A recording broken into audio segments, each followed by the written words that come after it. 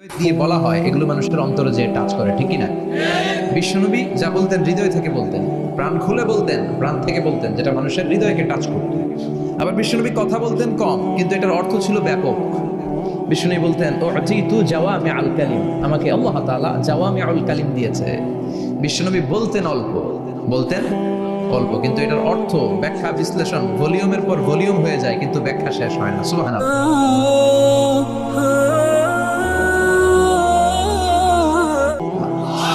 আবার বিশ্বনবী বলতেন নুসিরতু বিররবি মাসিরাতা শাহর, আমি যে এলাকায় দাঁড়িয়ে থাকি এলাকার ডানে বায়ে সামনে পেছনে 1 মাসের দূরত্বের রাস্তা পর্যন্ত ওই জায়গায় কোনো কাফের দাঁড়িয়ে থাকলে আমার ভয়ে তার অন্তর থার থার করে কাঁপে। ভয় দিয়ে বিশ্বনবীকে আল্লাহ তাআলা সাহায্য করেছেন। 1 মাস ডানে বায়ে সামনে পেছনে 1 মাসের দূরত্বের ভেতরে যদি কোনো কাফির মুশরিকদের আন্ডা বাচ্চাও থাকে, যত দূরেই থাকুক, বিশ্বনবীর ব্যাপারে তার অন্তরে ভয় আর ধুকধুকানি শুরু হয়ে যায়। সুবহানাল্লাহ পড়ে। এজন্য আমরা বিপদ কাটাতে পারবো না যতক্ষণ না ইমানদার না হতে পারি। পাক্কা ইমানদার হতে হবে। ওয়ালা তালবিসু ঈমানাহুম বিযুলমিন, তোমাদের ঈমানকে জুলুমের সাথে মিশ্রিত করো না। জুলুম মানে শিরক, শিরকের সাথে আমাদের কোনো সম্পর্ক নাই। ঈমান হতে হবে পাক্কা ঈমান। ঈমানের সাথে যদি শিরক ঢুকে, ওটা কি পাক্কা ঈমান হয়? খালিস ঈমান হয়? মসজিদে যে নামাজও পড়েন, মাজারে যে সেজদাও দেন, এরকম আছে না নাই? মসজিদে যে আল্লাহর কাছে যায়, মাজারে যে বাবার কাছে যায়, আছে না নাই? মসজিদেও দান করে, আবার মাজারে যেও দান করে, আছে না নাই? না, আপনার এই ডবল স্ট্যান্ডার্ডকে থামিয়ে দিতে হবে, এটাকে ব্রেক করে ফেলতে হবে। আপনি চাইবেন শুধু একজনের কাছে, তিনি কে? বিশ্বনবী বলতেন ইদা সাআলতা ফাসআলিল্লাহ, যখন চাইবা আল্লাহর কাছে চাও। হাত পাতবেন কার কাছে? ওয়া ইদা ইসতাআনতা ফাসতাঈন বিল্লাহ, সাহায্য যদি চাও একমাত্র কার কাছে যাবা? আমাদেরকে সাহায্য করতে পারে কে? বিপদে পড়লে উদ্ধার করতে পারে কে? কবরে মাজারে পড়ে থাকা ব্যক্তি আমাদের উদ্ধার করতে পারে? কথা বুঝতেছেন তো? সহজ না কথাটা? এতজনের কাছে যাওয়া যাবে না, এতজনের কাছে মাথা নোয়ানো যাবে না, নোয়াবো এক জায়গায়, তিনি কে? আবার বিশ্বনবী বলতেন এই শিরিক হচ্ছে আফওয়া মিন দাবিবিন নামাল, পিঁপড়ার গুটি গুটি পায়ের চেয়েও শিরকটা হলো বড় সূক্ষ্ম। পিঁপড়া যেমনি গুটি গুটি পায়ে মিষ্টির দোকানে ঢুকে যায়, যে মিষ্টি নষ্ট করে, শিরক তেমনি তোমার ভেতরে ঢুকে তোমার ঈমানকে নষ্ট করে দেয়। আখফা মিন দাবিবিন নামাল, আপনি পাহাড় পরিমাণ গুনাহ নিয়ে, হাদিসে কুদসিতে এসেছে, সাগরের ফেনা পরিমাণ পাপ নিয়ে আল্লাহর কাছে হাজির হয়েছেন। আল্লাহ, আমি পাপী, আমি কি? পৃথিবী না জানুক আমি তো জানি, আমি কি পাপ করেছি হায়। পৃথিবী না জানুক আমি তো জানি, আমি কি পাপ করেছি হায়। আমার পাপের করলে বিচার, বাঁচার উপায় নাই আমার। দয়াময় প্রভু মাফ করো আমায়, মাফ করো আমায়। পড়ে না?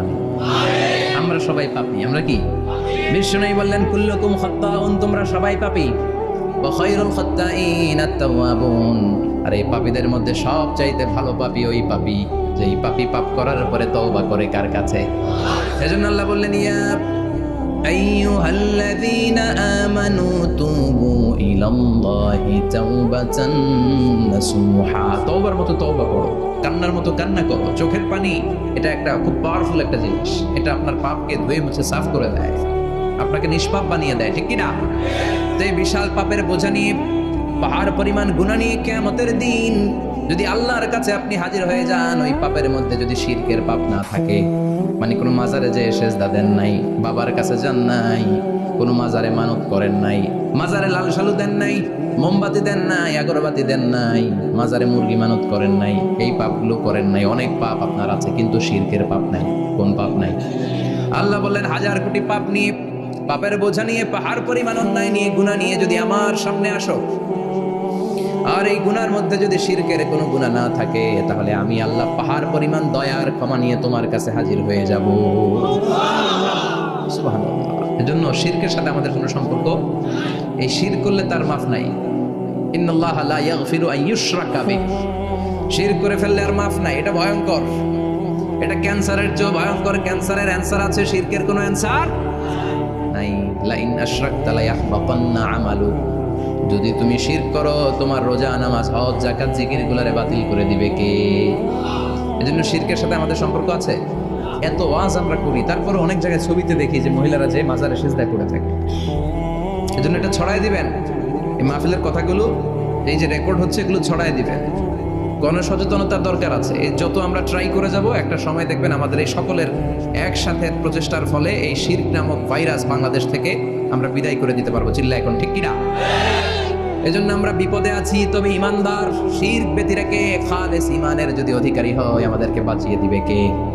2 নম্বরে ওয়া আমিলুস সলিহাত। কি বলছে মনে আছে তো? ইমান আনলে বেঁচে গেল। আরেকটা কি? আমিলুস সলিহাত, নেক কাজ, ভালো কাজ। ভালো কাজ শুধু জিকির করার নামাজ পড়া নাকি? না, আপনি কাউকে পরামর্শ দিলে এটাও ভালো কাজ। ঋণ দিবেন, ঋণ দিলে আপনার মর্যাদা বাড়ায় দিবে কে? অভুক্তকে খাওয়াবেন, বিপদে পড়লে সাহায্যের হাত বাড়িয়ে দিবেন। রাস্তায় দাঁড়িয়ে আছেন একজন, পথ চিনে না, পথ দেখিয়ে দিবেন, এটা অনেক সওয়াব। সূরা ফাতিহা একজনরে পড়ায় দেন, ওই লোক সারা জীবন সূরা ফাতিহা যতবার পড়বে তার একটা পার্সেন্টেজ সওয়াব আপনার আমলনামায় দিবে কে? তারপরে মানুষকে টাকা দিয়ে সাহায্য করবেন, অসুস্থ হয়ে গেলে রক্তের প্রয়োজন হলে গায়ের রক্ত দিয়ে সাহায্য করবেন, কবুল করবে কে? রক্ত দেয়া অনেক বড় ইবাদত, জানেন এটা? মুমূর্ষু ব্যক্তিকে যদি রক্ত দেন, আপনার এই রক্তের কারণে যদি কারো প্রাণ বেঁচে যায়, তাহলে আপনি কেমন যেন গোটা বিশ্বের সব মানুষের প্রাণ বাঁচিয়ে দিলেন। একজনকে বাঁচানো মানে সবাইকে বাঁচানো, একজনকে মারা মানে সবাইকে মারা। এজন্য বিশ্বনবী বললেন, আল ইনসান বুনিয়ানুম মারসুস, সব মানুষগুলো হলো আল্লাহর পক্ষ থেকে সীসা ঢালাই করা প্রাচীর। একজনকে নষ্ট করা মানে প্রাচীরটাকে ভেঙে দেয়া, ঠিক কিনা? তাহলে ঈমান আনতে হবে কার উপর? আর আল্লাহর সন্তুষ্টির জন্য সৎকর্ম করতে হবে। তারপরে একে অপরকে ভালো কাজের জন্য পরামর্শ দেওয়ার দরকার আছে না নাই? হক আর সবর, আমরা হকের পক্ষে থাকবো, রাজি আছেন তো? আর আমরা সব সময় ধৈর্যশীল থাকবো, রাজি আছেন? ইন্নামাস সাবর ইনদা সাদামাতিল উলা, বিপদের প্রথম ধাক্কায় ধৈর্য ধারণ করতে হবে। অনেকে বিপদ আসলে পেরেশান হয়ে যায়, চিল্লা ফাল্লা শুরু করে দেয়, কান্না শুরু করে দেয়, বিলাপ করে। বেশিরভাগ মহিলারা এটা করে, ঠিক কিনা? বিষ্ণুই বললেন, বিপদের প্রথম ধাক্কায় কেমন সবর করলা এটাই দেখার বিষয়। ইন্নামাস সাবর ইনদা সাদামাতিল উলা, বিপদের প্রথম ধাক্কায় যে সবর ধরতে পারে সেই আসল সবুর। সেই আসল কি? সবুর মানে ধৈর্য ধারণকারী। বিশ্বনবী দোয়া করতেন, আল্লাহ আপনি আমারে ধৈর্যশীল বানান। আল্লাহুম্মা জাআলনি সাবুরা ওয়াজআলনি শাকুরা, আপনি আমারে ধৈর্যশীল বানান, আপনি আমারে শুকরগুজার বানান। ওয়াজআল ফি আইনি সাগীরা ওয়া ফি আয়ুনিন নাসি কাবীরা, আমার চোখে আপনি আমারে ছোট বানান, মানুষের চোখে আমারে আপনি বড় বানান। পড়েন আমিন। আরো জোরে পড়েন আমিন। চারটা ওয়াজ কাল থাকবে তো? আলামিন ভাইয়ের প্রথমে কি করতে হবে? ঈমান, ঈমানের পরে সৎকর্ম, তারপরে হক আর সবর, এগুলো মেনে চলতে হবে। রাজি আছেন তো? আরো জোরে পড়েন ইনশাআল্লাহ। আসুন আমরা আল্লাহকে ফরমালি থ্যাঙ্কস দেই, শুকরিয়া জানাই, কালিমাতু শুকুর করি, আওয়াজ করে আমরা পড়ি আলহামদুলিল্লাহ। পড়েন রব্বানা লাকাল হামদ হামদান কাসীরান তাইয়িবান মুবারাকান ফীহি ইয়া রাব্বি লাকাল হামদু কামা ইয়ানবাগি লিজালালি ওয়াজহিকা ওয়া আযীমি সুলতানিকা লাকাল হামদু বিল ঈমান লাকাল হামদু বিল ইসলাম লাকাল হামদু বিল কুরআন। প্রশংসা করলাম কার? জোরে বলেন কার? সব সময় প্রশংসা করতে হবে কার? সে আল্লাহর পাঠানো সবচাইতে দামি মর্যাদাবান আসমানি কিতাবের নাম হচ্ছে কি? চিল্লায় বলেন কি নাম? এই যে সূরাতুল আসর তেলাওয়াত করেছে, কোন কিতাবে আছে? কথা বলেন। এই কোরআনটা হচ্ছে নূর, এই কোরআনটা হচ্ছে হিদায়াত, এই কোরআনটা হচ্ছে শিফা, এটা হচ্ছে আলো। এই কোরআন থেকে আলো নিয়ে নিজেদেরকে আলোকিত করতে হবে। কি করতে হবে? আলো। আলোর দরকার আছে না নেই? আলো ছাড়া কিছু দেখা যায়? এজন্য কোরআনকে আলো বানিয়ে পাঠালো কে? রব্বুল আলামিন বলেন, কিতাবুন আনজালনাহু ইলাইকা লিতুখরিজান নাসা মিনাল যুলুমাতি ইলান নূর। ও নবী, একটা কিতাব পাঠালাম, যে কিতাব অন্ধকার থেকে আপনাদেরকে আলোর দিকে নিয়ে যাবে। কোন দিকে নিবে? জোরে বলেন। আমরা আলোর পথের সৈনিক, আমরা জান্নাতে যেতে চাই। জান্নাতে যেতে হলে যে বইটা মানতে হবে, বইটার নাম কি?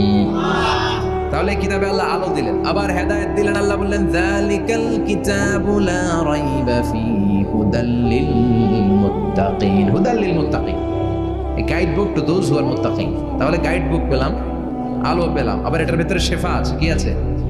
শেফা মানে সুস্থতা, শেফা মানে রেমেডি, শিফা মানে রিকভারি। আপনি অসুস্থ হলে সুস্থ করে কে? কোরআন পরে যদি ফু দেন সুস্থ বানায় দিবে কে? নাকি তাবিজের ভেতরে ঢুকে ঝুলাইবেন? ঝুলানো যাবে? পড়তে হবে। কি করবেন? যে ঘরে সূরা বাকারা তেলাওয়াত করা হয় সেখান থেকে শয়তান দৌড়ে পালায়, নাকি যেই ঘরে বাকারা ঝুলিয়ে রাখা হয়? হ্যাঁ, পড়তে হবে। পরে ফু দেন, সুস্থ করবে কে? এই কিতাবের সর্বপ্রথম যে সূরাটা আল্লাহ দিলেন, ভূমিকা সূরা, এটার নাম হচ্ছে ফাতিহা। ফাতিহা মানে কি? ভূমিকা। এই সূরাটা দিয়ে আল্লাহ এই কোরআনটাকে খুললেন। পুরো কোরআনে যা আছে এই ফাতিহার 7 আয়াতের ভেতরে তা আছে। আবার এই 7 আয়াতের ব্যাখ্যা শুরু করে দিলে 30 পারা কোরআন হয়ে যায়। কোন সুবহানাল্লাহ। আবার আল্লাহ এটার নাম বিশ্বনবী নাম দিলেন সূরাতুল শিফা, শিফার সূরা। অসুস্থ ব্যক্তিকে সূরাতুল ফাতিহা পড়ে ফু দিলে সুস্থ করে দেয় কে? বুখারীর বর্ণনায় বিশ্বনবীর কিছু সাহাবারা মরুভূমিতে সফর করছিলেন। এক লোক অসুস্থ ছিল, কেউ কোনো জাদু মন্ত্র পড়ে ফু দিয়ে তাকে সুস্থ করতে পারছিল না। সাহাবারা বলল আমরা পারবো। সবাই বলল তোমরা বেদুইন, পারবা কেমনে? যাও মিয়া। সাহাবারা বলল আমাদের কাছে এমন জিনিস আছে, এটা পড়ে ফু দিলে অসুস্থরে সুস্থ করে কে? সবাই বলে তাইলে আসো সুস্থ করো। সাহাবারা বলে তাহলে আমাদেরকে খাসি দিবা 100টা, এক পাল ছাগল দিবা। কতিফু কানাম, বিশ্বনবীর এক সাহাবী ওই সাপে দংশন করা লোকটার পাশে বসে সূরাতুল ফাতিহা করে ফু দিতে দেরি মুহূর্তের মধ্যে অসুস্থ ব্যক্তিটারে সুস্থ করে দেয় কে? বিশ্বাস হয়? হ্যাঁ, বাবুল ইস্তিশফা বিল কোরআন, কোরআন দিয়ে শিফা নেওয়া। কি নেওয়া? শিফা। অসুস্থ হয়েছেন, সূরা ফাতিহা পড়েন, সূরা ইখলাস পড়েন। বিশ্বনবীর হাতে একবার বিচ্ছু কামড় দিল, বিশ্বনবী সূরাতুল ইখলাস পড়লেন, সূরাতুল ফালাক পড়লেন, নাস পড়ে ফু দিলেন, ভালো করে দিল কে? আমরাও যারা অসুস্থ, আমরাও যদি ইখলাস ফালাক নাস পড়ি, ফাতিহা পড়ে ফু দেয়, আমাদেরকে ভালো করবে কে? বিশ্বাস হয়? বিশ্বাস হয় না কার? দেখি সবার হয়। আল্লাহ আমাদের বিশ্বাস করো, মজবুত করো। আরো জোরে পড়ি আমিন।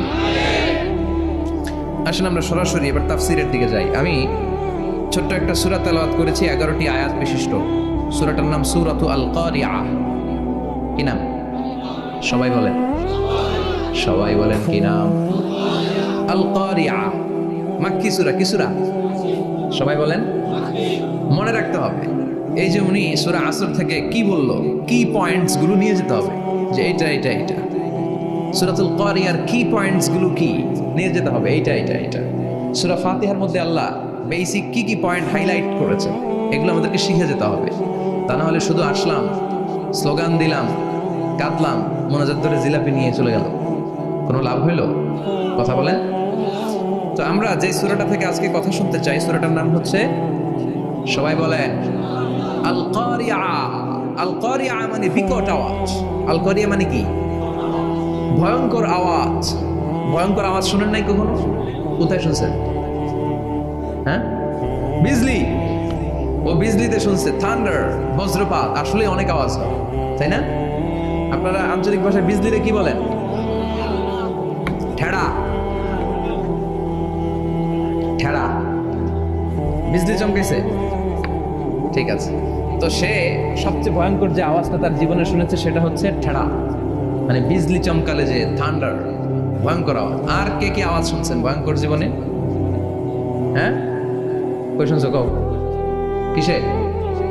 বানসিরিক। ঠেড়ার ডুপ্লিকেট ভার্সন বানসিরিক। আলামিন ভাই, আপনি সবচেয়ে ভয়ঙ্কর আওয়াজ কোথায় শুনছেন শুনি? মানে সবচেয়ে ভয়ঙ্কর আপনি আওয়াজ জীবনে কোথায় শুনছেন? এই যে টিউব ফুটে গেছে, অর্থাৎ টায়ার পাংচার হলে ভয়ঙ্কর আওয়াজ হয়। চমৎকার। আসলে তো রিক্সার টায়ারের চেয়ে ট্রাকের টায়ার পাংচার হলে আরো ভয়ঙ্কর আওয়াজ শুনছেন? রাস্তায় মাঝে মাঝে আমরা রাতকে রাত চলি, তো মাঝে মাঝে টায়ার পাংচার হয়, ভয়ঙ্কর আওয়াজ হয়, ভীষণ আওয়াজ। তার মানে বজ্রপাতে ভয়ঙ্কর আওয়াজ, ট্রাকের টায়ার পাংচার হলে ভয়ঙ্কর আওয়াজ। আর কি আওয়াজ আছে? হ্যাঁ, কি উঠলে? বাজি। বাজি। বোমা ফাটালে, ককটেল মারলে।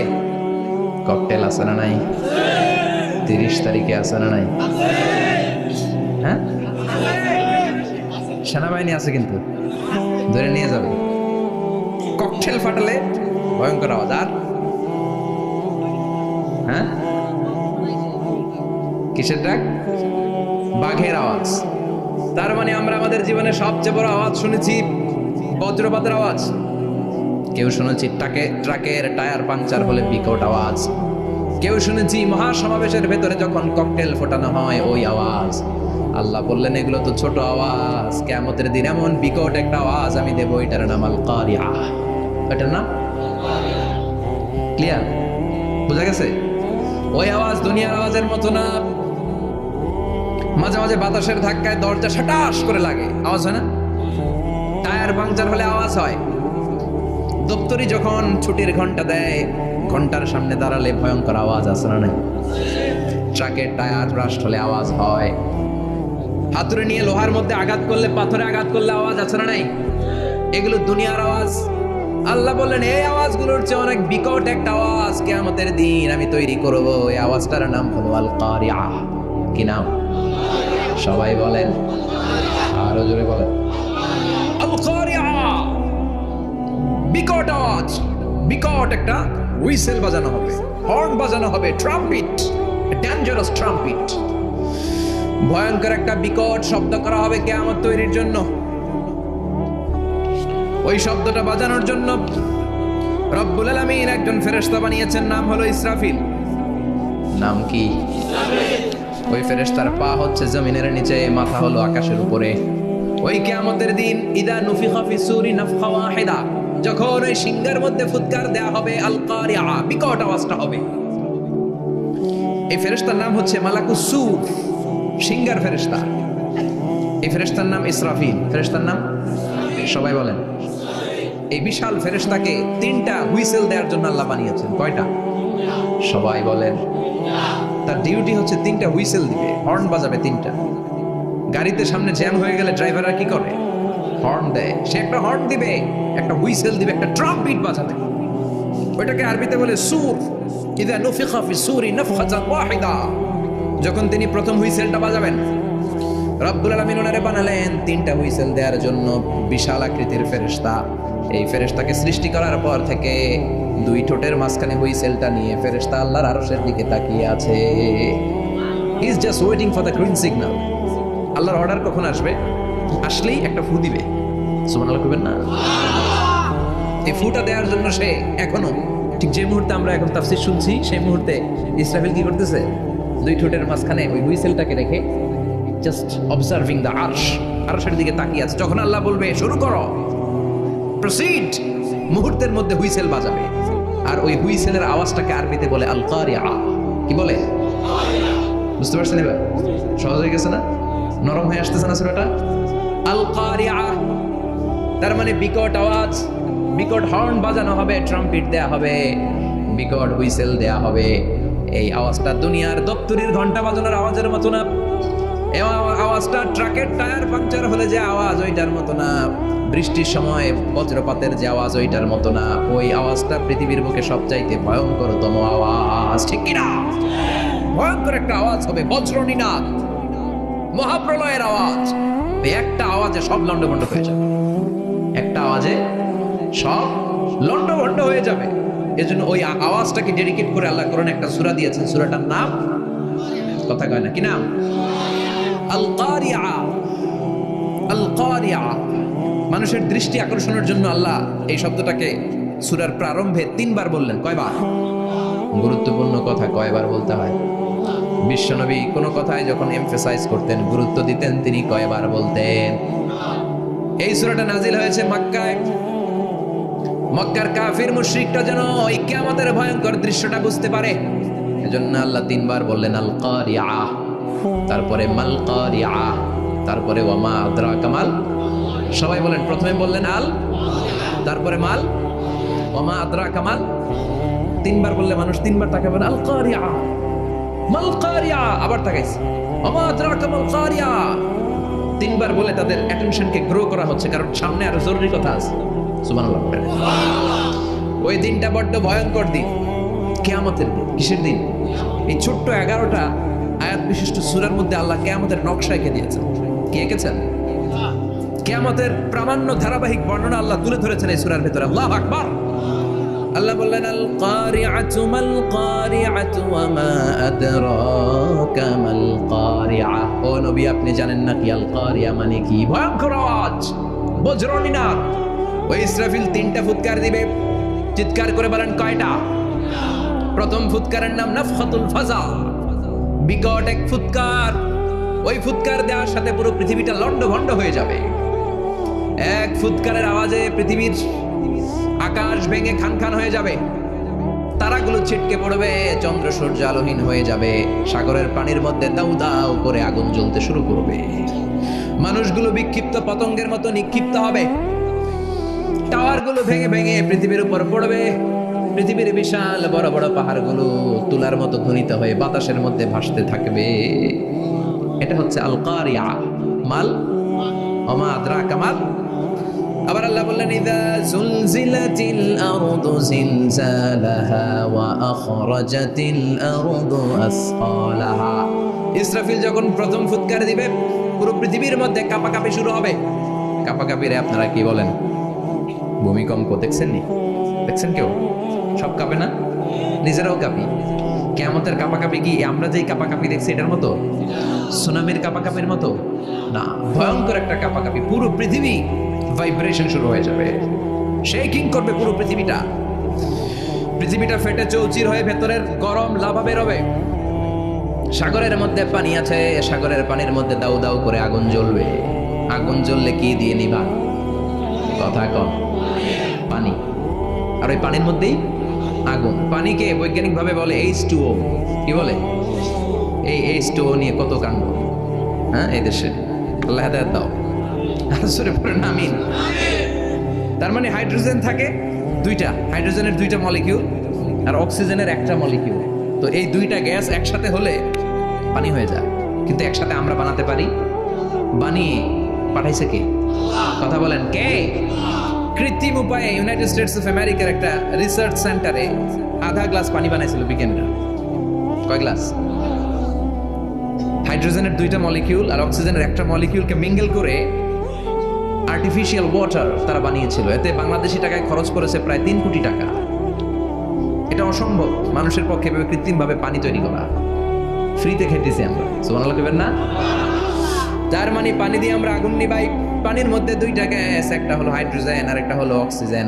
এই গ্যাস দুইটা দিয়ে আবার আগুন নিভানো যায় না। এই গ্যাস দুইটা আলাদা হলে এগুলো আবার আগুন জ্বালায়। সুবহানাল্লাহ।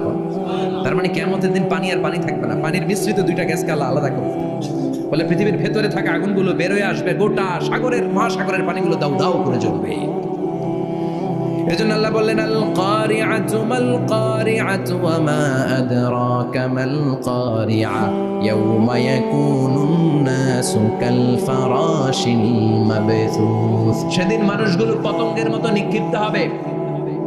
ওয়া তাকুনুল জিবালু কাল ইহনিল মানফুশ। তুলাকে ধ্বনিত করা হলে ছোট্ট ছোট্ট তুলার কণা বাতাসে যেমনে ভেসে বেড়ায়, পৃথিবীর বড় বড় পাহাড়গুলো এরকম বাতাসের মধ্যে মেঘের মতো ভাসতে শুরু করবে। সুবহানাল্লাহ বলেন। তুলা পিটায় না এমনি? পিটালে দেখবেন কিছু পাতলা তুলার কণা বাতাসের মধ্যে ভেসে বেড়াচ্ছে। ফু দিলে আরো উড়ে, বাতাস পাইলে আরো উঠতে থাকে, কই যে যায় নিজেও জানে না। ছেড়ে নাই পাহাড়গুলোর কে এরকম তুলার মতো ধ্বনিত করবে কে? মানুষগুলোকে বিক্ষিপ্ত পতঙ্গের মতো নিক্ষিপ্ত করে দিবে কে? আমরা আর এরকম শক্ত হয়ে বসে থাকতে পারবো না। পৃথিবীর সবকিছু, পৃথিবীর সেন্টারে একটা জায়গা আছে, ওটা টানে, কেন্দ্রের দিকে টানে। এটা গ্র্যাভিটেশনাল ল বা পাওয়ার বলে, মাধ্যাকর্ষণ শক্তি। এই যে এটা বসে আছে, টেবিল বসে আছে, আমরা বসে আছি, এই পাওয়ারটা না থাকলে আমরা ছিটকে যেতাম, আমরা ছিটকে পড়তাম। সেদিন এই মাধ্যাকর্ষণ শক্তির বলকে ভেঙে খান খান করবে কে? মানুষগুলো নিক্ষিপ্ত হবে, একজন ওইদিকে, আরেকজন ওইদিকে, আরেকজন ডায়ানে, আরেকজন বায়ে। কে কোন দিকে যাবে তারা নিজেরাও জানে না। আল্লাহু আকবার। এজন্য আল্লাহ বললেন কাল ফারাশিল মাবথুস। পতঙ্গের মতো আলো জ্বালালে আলোর ভেতরে পতঙ্গগুলো যেমনি এদিক থেকে ডান থেকে বাম থেকে ঝাঁপিয়ে ঝাঁপিয়ে পড়ে, মানুষগুলো ডানে বায়ে ঝাঁপিয়ে ঝাঁপিয়ে পড়বে। শীতকালে ছেলেপেলারা র্যাকেট খেলে না, রাতে ব্যাডমিন্টন খেলে। এই গ্রামে তো খেলে না, খেলা আছে, খেলা ঠিক আছে। তো এই যে খেলে, তখন রাতের বেলা তারা বাঁশ গেড়ে, বাঁশের মধ্যে কি লাগায়? লাইট লাগায়। তো এই লাইটের মধ্যে অনেক পোকা চলে আসে না, রাতের পোকা, হ্যাঁ, আলোর পোকা। পোকাগুলো এদিক থেকে ওই দিক থেকে, এর কোনো মা বাপ নাই, ডানে বায়ে ইচ্ছে মতো ছুটছে। মানুষগুলো সেদিন পাগলের মতো ছুটতে শুরু করবে, চিৎকার করে বলেন ঠিক কি না? আবার আল্লাহ বললেন ওয়াতাকুনুল জিবালু কাল ইহনিল মানফুশ। পাহাড়গুলো উঠতে থাকবে, বিশাল পাহাড় টুকরো টুকরো হয়ে যাবে। মাউন্ট এভারেস্ট খান খান হয়ে যাবে। নাম শুনছেন? এশিয়া মহাদেশের সবচেয়ে বড় পাহাড়। আমি দেখেছিলাম দূর থেকে, যাই নাই নেপালে। কাতার একবার যাচ্ছিলাম, কাতার থেকে কায়রো সফরের সময় মাউন্টেন রেঞ্জের পাশ দিয়ে বিমান যায়। তো বিমানের সামনে আবার, ওটা খুব সম্ভব কুয়েতে এয়ারওয়েজে ফ্লাই করেছিলাম, সামনে আবার একটা স্ক্রিন থাকে, ওখানে কেউ মুভি দেখে, কেউ কোরআনের তেলাওয়াত শোনে, কেউ সফরের যে রোড ম্যাপ ওইটা দেখে। তো ওইটা দেখলে আপনি বুঝবেন এখন কোন শহরের উপর দিয়ে যাচ্ছেন, আশেপাশে কি আছে। তো তখন দেখাচ্ছে যে নেপালের পাশ দিয়ে এটা ফ্লাই করছে। জানলাটা খুলে দেখি বিশাল মাউন্টেন রেঞ্জ, উপরে বরফের ক্যাপ পরানো। আল্লাহু আকবার। তো আল্লাহ যখন ইদা জুলজিলাতিল আরদু জিলজালাহা, কিয়ামতের ওই আল কারিআ মাল কারিআর সময় পৃথিবীটারে ধরে যে একটা ঝাঁকুনি দিবে, ওই ঝাঁকুনিতে পাহাড়গুলো থাকবে। কথা বলেন, পৃথিবীর সবচেয়ে বড় পাহাড় ৮৮৫০ মিটারের মাউন্ট এভারেস্ট ভেঙে খান খান হয়ে যাবে, টুকরা টুকরা হয়ে যাবে। ইউরোপের সবচেয়ে বড় পাহাড়ের নাম হচ্ছে আল্পস মাউন্টেন, আল্পস পর্বতমালা। আমেরিকার সবচেয়ে বড় মাউন্টেন রেঞ্জ হচ্ছে আলাস্কা, থাকবে এগুলা। তুর পাহাড় আরব বিশ্বের বিশাল এক পাহাড় থাকবে। বাংলাদেশের গারো পাহাড়, কেউকারাডাং, তাজিংডং, বিজয়, চিম্বুক, নাম শুনছেন? গেছেন আপনারা? কি বিশাল বান্দরবানে পাহাড়। আল্লাহ যখন ইদা জুলজিলাতিল আরদু জিলজালাহা বলে একটা কাঁপুনি দিবে, টিকবে? কথা কন, কথা কন।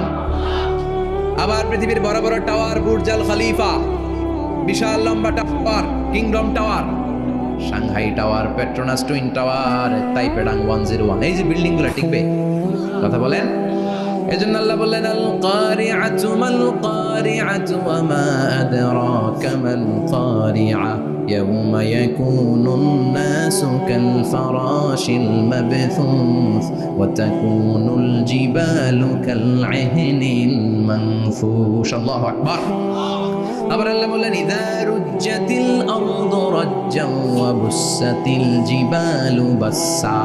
কিয়ামতের এই বিকট শব্দটা যখন ইসরাফিল ফেরেশতা দিয়ে ফেলবে, তারাগুলো ছিন্ন বিচ্ছিন্ন হয়ে যাবে, ছিটকে পড়বে, আকাশ সংকুচিত হয়ে যাবে। কাগজের টুকরা আমরা হাতের মধ্যে নিয়ে কাগজটারে যেমনি ভাঁজ করি, কিয়ামতের এই প্রথম ধাক্কায় আকাশটারে ভাঁজ করে ফেলবে কে? কথা বলেন। ইয়াউমা নাতবিস সামাআ কাতাইয়িস সিজিল্লি লিল কুতুব। কাগজ যেমনি তোমরা ভাঁজ করো, কাগজ যেমনি সহজে তোমরা হাতের মধ্যে গুটিয়ে নাও, আকাশটারে সেদিন গুটিয়ে নিবে কে? فإذا برق البصر وخسف القمر وجمع الشمس والقمر يقول الإنسان أين المفر। সেদিন মানুষের চোখ হবে ছানা বড়া, চন্দ্র সূর্যে কোনো আলো নাই, দিক বিদিক পেরেশানের মতো মানুষ দৌড় দিবে, আর সবার মুখে একটাই চিৎকার, আইনাল মাফার, ওয়্যার দ্য ওয়ে আউট, জামুগই। সব জায়গায় একই অবস্থা। কথা কন। কিয়ামতের ঝাঁকুনি যখন হবে শুধু বাংলাদেশে হবে, ইন্ডিয়ায় হবে না, হবে সৌদি আরবে হবে না, কাতারে হবে না, আমেরিকায় হবে না, গোটা বিশ্বটারে একবারে ঝাঁকুনি দিবে কে? আবার আল্লাহ বললেন ইয়াউমা তারাউনাহা তাযহালু কুল্লু মুরদিআতিন আম্মা আরদাআত। কিয়ামতের বিভীষিকাময় পরিস্থিতি দেখে দুধের বাচ্চাকে রেখে বাচ্চার মা দিবে একটা দৌড়। দুধের বাচ্চারে রেখে মা কোনোদিন দৌড় দেয় নাকি? দুগ্ধপোষ্য বাচ্চা, দুধ খাওয়ায়, এই দুধের বাচ্চাটারে মা খুব যত্ন করে রাখে না? কথা বলেন। কিয়ামতের এই বিভীষিকাময় পরিস্থিতি দেখে মা দুধের বাচ্চাকে রেখে দিয়ে দিবে দৌড়। গর্ভবতী মা মুহূর্তের মধ্যে ডেলিভারি হয়ে যাবে। বিকট আল কারিয়া মাল কারিয়া যখন শুরু হয়ে যাবে, 3 মাসের 4 মাসের অপরিণত অপরিপক্ক বাচ্চা মুহূর্তের মধ্যে ডেলিভারি হয়ে যাবে। এই এলাকায় বাচ্চা ডেলিভারি হয় কয় মাসে? 8 মাস, 9 মাস কিংবা 10 মাস। কিন্তু কিয়ামতের এই বিভীষিকাময় পরিস্থিতি আর আওয়াজটা তো ভয়ঙ্কর হবে। 3 মাসের ছোট্ট ভ্রূণ, গোশতের টুকরা, আলাক, রক্তপিণ্ড আর গোশত মিশ্রিত হয়ে ছোট্ট একটা টুকরা, অপরিণত বাচ্চা, অপরিপক্ক বাচ্চা মুহূর্তের মধ্যে খালাস হয়ে যাবে। মানুষগুলো পাগলের মতো এমন ভাবে একটা দৌড় দিবে, কেউ কাউরে চিনবে না। ওই দিনটার নাম হলো আল কারিয়া। সবাই পড়েন আল মাল ওয়া মা আদরাকা মাল কারিয়া। ভয়ঙ্কর সেদিন, ভয়ঙ্কর সেই বজ্রনিনাদ, ভয়ঙ্কর সেই আওয়াজ। মানুষগুলো পাগল হয়ে যাবে, দিক বিদিক ছুটতে শুরু করবে, পৃথিবীর সব সিস্টেম ওলট পালট হয়ে যাবে। স্যাটেলাইট চ্যানেল আর চলবে না। চলবে? টেলিফোন করলে কল যাবে? আমেরিকায় আপনার বড় ভাই থাকে, ডায়াল করছেন, রিং যাবে? স্যাটেলাইট থাকলে না রিং যাবে? এই যে আমরা কল করি, আমরা যে কল করি কিভাবে করি? ডায়াল করলে স্যাটেলাইটে যে নক করে, তারপর আপনার কাঙ্ক্ষিত নাম্বারে যে কয়েক সেকেন্ড পরে আবার নক করে, এরপর সে রিসিভ করলে আবার স্যাটেলাইট হয়ে আপনার কাছে আসে। তো এটা সেদিন থাকবে না, স্যাটেলাইটগুলো একটার সাথে আরেকটা লেগে দুমড়ে মুচড়ে সব শেষ। বড় বড় টাওয়ারগুলো আবাসিক এলাকার উপরে পড়বে, গাছপালা ভেঙে খান খান, পাহাড়গুলো তুলাধুনা হয়ে যাবে। কেউ থাকবে ওই সময় টয়লেটে, থাকবে না। কেউ থাকবে ঘুমের মধ্যে, কেউ থাকবে বাজারে, কেউ থাকবে অফিসে, কেউ থাকবে রান্নাঘরে, কেউ থাকবে রাস্তায়, কেউ থাকবে নাচানাচির মধ্যে। চিল্লায় এখন ঠিক কিনা? যে যে অবস্থায় থাকুক না কেন পাগল হয়ে যাবে, পাগল, অস্থির। ওমা হুম বিসুকারা ওয়ালাকিন আযাবাল্লাহি শাদীদ। মানুষগুলোরে মাতালের মতো দেখা যাবে, আসলে একটাও মাতাল না। আল্লাহর আযাবের ভয়ে সব অস্থির হয়ে যাবে। আল্লাহু আকবার। এজন্য আল্লাহ বললেন ইসরাফিলকে 3টা ফুৎকার দেওয়ার জন্য আমি তৈরি করেছি। প্রথম ফুৎকার যখন সে সিংহার মধ্যে হাঁকিয়ে দিবে তখন এই অবস্থা হয়ে যাবে। এবার দ্বিতীয় সিংহায় ফুৎকার দেওয়ার জন্য আল্লাহ অর্ডার করবে। ইসরাফিল তার বিশাল হুইসেলটা নিয়ে সাথে সাথে দ্বিতীয় ফুৎকারটাও দিয়ে দিবে। দ্বিতীয় ফুৎকার দেওয়ার সাথে সাথে এই ফুৎকারটাকে আরবিতে বলে নাফখাতুস সাঈক, সব মরে যাবে। সব কি হবে? মরবেন না আপনারা, আজীবন থাকবেন। একদিন মাটির ভেতরে হবে ঘরে মন আমার, কেন বান্ধ দালান ঘর, প্রাণ পাখি উড়ে যাবে পিঞ্জর ছেড়ে, ধরা ধামে সবই রবে তুমি যাবে চলে, বন্ধু বান্ধব যত মাতা পিতা দ্বারা শত সবই হবে তোমার পরে মন আমার, কেন বান্ধ দালান ঘর, একদিন মাটির ভেতরে হবে ঘরে মন আমার, কেন বান্ধ দালান ঘরে মন আমার, কেন বান্ধ দালান ঘর। ঠিক কিনা? থাকা যাবে? কবরে যাওয়া লাগবে না? This is the circle of life. এসেছি, থাকছি কিছুদিন, একটা স্টেশনে ট্রানজিট পিরিয়ড, আবার চলে যাব। জন্মিলেই মরিতে হবে। চিল্লা এখন ঠিক কিনা? আল্লাহ বলবেন ইসরাফিল তোরে 3টা ফুৎকার দেওয়ার জন্য তৈরি করেছি। চিৎকার করে বলেন কয়টা? একটা ফুৎকার দিয়ে দুনিয়াটারে তুই লন্ডভন্ড করে দিলে রে ইসরাফিল। এবার দ্বিতীয় ফুৎকার দিয়ে পৃথিবীর সব মানুষগুলোর আত্মা নিয়ে নেয়ার ব্যবস্থা করে দে। মুহূর্তের মধ্যে ইসরাফিল সিংহার মাঝখানে ঠোঁট লাগিয়ে দ্বিতীয় ফুৎকারটা দিবে। দ্বিতীয় ফুৎকার দেওয়ার সাথে সাথে সব শেষ। মালাকুল মাউত পৃথিবীর সব মানুষের আত্মা সংবরণ করে নিবে। সব শেষ, মানুষ নাই, জিন নাই, দানব নাই, কেউ থাকবে না। যে ইসরাফিল ফুৎকার দিয়ে সব লন্ডভন্ড করছে ওইটাও নাই। ইসরাফিলও চলে যাবে নাকি ইসরাফিল থাকবে? কথা কন, কেউ থাকবে না? থাকবে একজন, তিনি কে? কুল্লু মান আলাইহা ফানি ওয়া ইয়াবকা ওয়াজহু রাব্বিকা যুল জালালি ওয়াল ইকরাম ফাবিআইয়ি আলাই রাব্বিকুমা তুকাযযিবান। এই বিশ্বে যা দেখা যায় সব হয়ে যাবে ফান, নিঃশেষ, কিছু থাকবে না, সব মরে যাবে।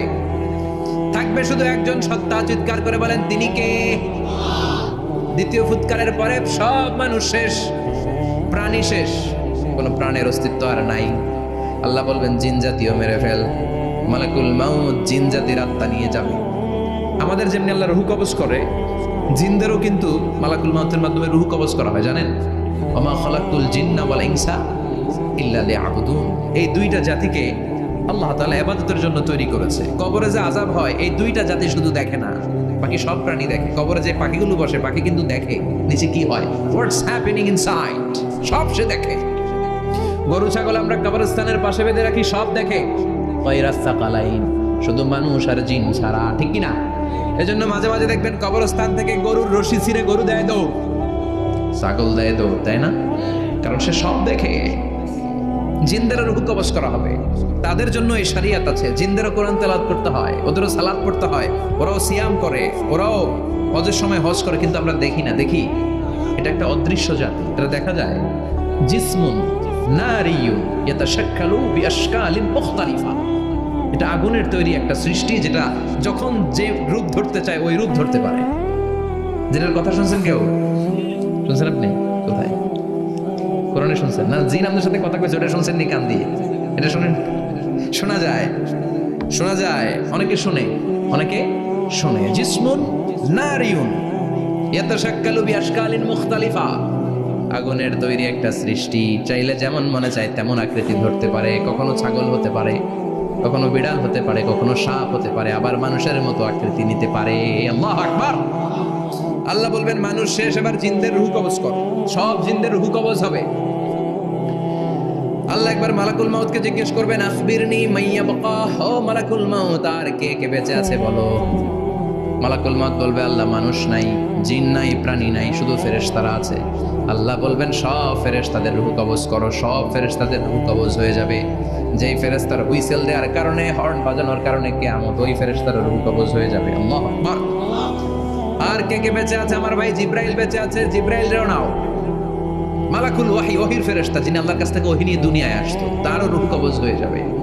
এবার আল্লাহ বলবেন, আখবিরনি ইয়া মালাকাল মাউত মাইয়া বাকা, ও মালাকুল মাউত আর কে বেঁচে আছে এই মহাবিশ্বে বল। কেউ আছে নাকি? মালাকুল মাউত বলবে, আল্লাহ কেউ নাই। আপনার কথা মতো মানুষ মারলাম, জিনদের মারলাম, ফেরেশতাদেরও মারলাম, কেউ নাই। একমাত্র শুধুমাত্র আপনি আছেন, আর আপনার হুকুমের গোলাম আমি আজরাইল আছি। সুবহানাল্লাহ বলেন। কি একটা সময় কাটবে, আল্লাহ আর মালাকুল মাউত ছাড়া কেউ থাকবে না। আল্লাহ বলবে, সবাইকে মারলি, সবাই চলে গেল, সবার মরণ হলো, এবার তোর মরণ। এবার সবাইকে মারলি, এবার তুই একটু মর, তুই একটু মর। কি ভয়ঙ্কর কথা। তুই মর শুনে মালাকুল মাউত কাঁপতে শুরু করবে, খিচুনি উঠে যাবে মালাকুল মাউত। সে বলবে, আল্লাহ সবাইরে মারলাম, আমি মরবো কেন? আমি না মারছি, আমি মরবো কেন? আল্লাহ বলবেন, কুল্লু নাফসিন যায়িকাতুল মাউত। ওরে ভবের রঙ্গ, হবে যে ভঙ্গ, সবই সাধেরই অঙ্গ, তোমার মাটিতে মিলাবে, জন্মিলে মরিতে হবে। ঠিক কি না? কুল্লু নাফসিন যায়িকাতুল মাউত, প্রতিটি আত্মার মৃত্যুর স্বাদ নিতে হবে। Everyone has to take the test of death. মৃত্যুর স্বাদ প্রত্যেককে আস্বাদন করতে হবে। এটা কেমন? ও মালাকুল মাউত, তুমি মেরেছো তো কি হয়েছে, এবার তোমার মরণের পালা, এবার তুমি মরো। এবার মালাকুল মাউত কাঁপতে থাকবে, কাঁপতে থাকবে। আল্লাহ বলবেন, কেঁপে আর কেঁদে লাভ নাই, জান্নাত জাহান্নামের মাঝ বরাবর একটা জায়গা আছে, আরাফ, ওখানে দাঁড়া। মালাকুল মাউত দাঁড়াবে, আল্লাহ বলবেন, মর, মরে যা, মত ইয়া মালাকুল মাউত, মর, মরে যা। আল্লাহর হুঙ্কার শুনে মালাকুল মাউত জান্নাত জাহান্নামের মাঝ বরাবর দাঁড়িয়ে বিকট একটা চিৎকার দিবে। বিকট একটা চিৎকার দিয়ে মালাকুল মাউত ওই জায়গায় শেষ। মালাকুল মাউত নাই। বিশ্বনবী বলেন, মালাকুল মাউতের ওই দিনের চিৎকারটা এত ভয়ঙ্কর হবে, ডেঞ্জারাস হবে। ওই চিৎকারের আওয়াজ যদি দুনিয়ার মানুষেরা কান দিয়ে শুনতে পেত, আলাদা করে ইসরাফিলের সিংহায় ফুৎকার দেওয়ার কোনো দরকার লাগতো না। ওই আওয়াজটা শুনে দুনিয়ার মানুষেরা সব কানের পর্দা ফেটে লাশ হয়ে পড়ে যেত। এবার ডানে বায়ে সামনে পেছনে কেউ না, একজন যারা, তিনি কে? সবাই বলেন, তিনি কে? আল্লাহ দুনিয়ার ডেকে বলবেন, ও পৃথিবী, ইয়া আরদু আইনা আশজারুকি, তোর বড় বড় গাছ কই? ইয়া আরদু আইনা আনহারুকি, ও পৃথিবী, তোর বড় বড় নদীগুলা কই?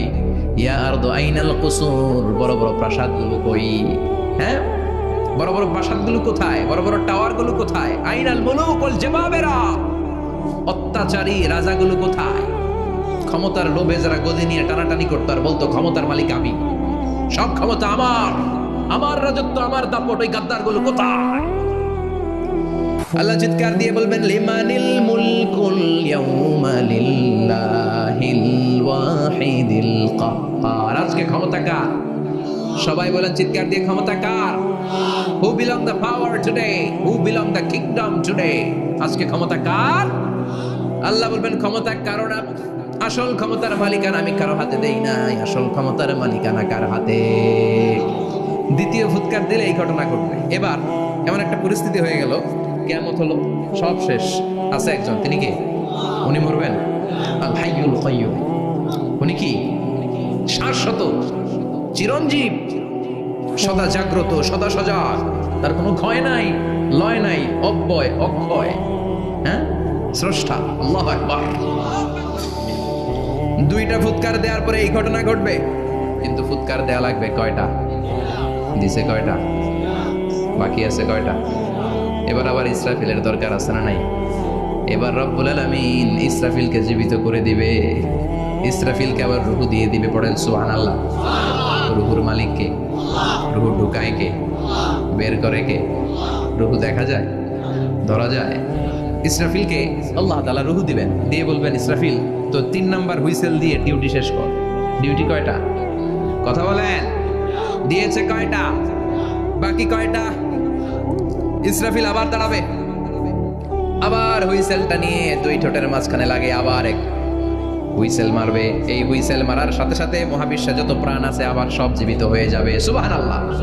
আবার মিনহা খলাকনাকুম ওয়া ফিহা নুঈদুকুম ওয়া মিনহা নুখরিজুকুম তারাতান উখরা। মাটি থেকে বানালাম, মাটির কবরে পাঠালাম, আবার মাটি দিয়ে তোমাদেরকে পুনরুত্থান করবে কে? সব উঠবে, সব। সাইয়েদনা আদম থেকে শুরু করে এখন কত 600 কোটি না মানুষ? আমগো আগে গেছে কয় কোটি? কত হাজার কোটি, কত billion, billion, trillion, zillion, pillion, হিসাব আছে। আবার আমাদের পরে কত বছর আছে আমরা জানি? সব উঠবে। মিনহা খলাকনাকুম ওয়া ফিহা নুঈদুকুম ওয়া মিনহা নুখরিজুকুম তারাতান উখরা। সব উঠবে।